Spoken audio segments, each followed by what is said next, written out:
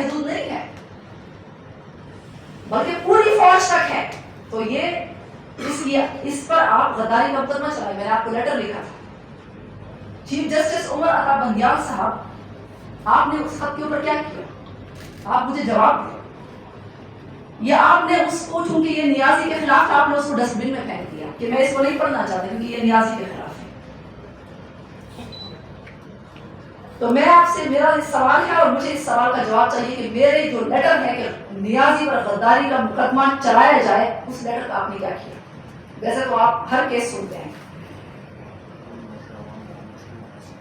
اور میں عوام سے کہتی ہوں کہ میرے حب الوطن پاکستانیوں,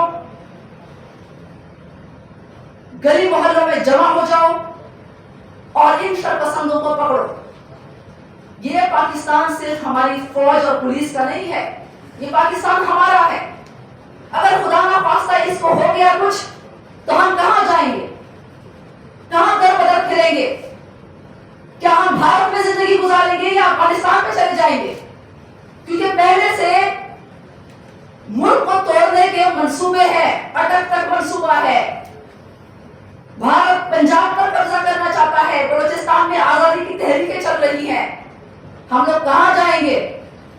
تو پاکستان کے لوگوں, گلی محلوں میں جمع ہو جاؤ, ان شر پسندوں کو پکڑو اور پولیس کے حوالے کرو.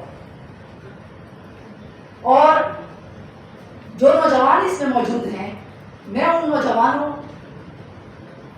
میں جو استعمال کیے پی ٹی آئی کی لیڈرشپ نے اپنے فائدوں کے لیے, جن کے کندھوں پر پی ٹی آئی کی لیڈرشپ نے بندوق چلائی, حالانکہ نیازی 4 سال وزیر اعظم رہا, 10 سال اس کی کے پی کے میں حکومت تھی, 2 مرتبہ پنجاب میں حکومت, بلوچستان میں حکومت, آزاد کشمیر میں حکومت. نیازی نے نوجوانوں کو کتنی نوکریاں دی؟ یہ نوجوان مجھے اس کا جواب دیں.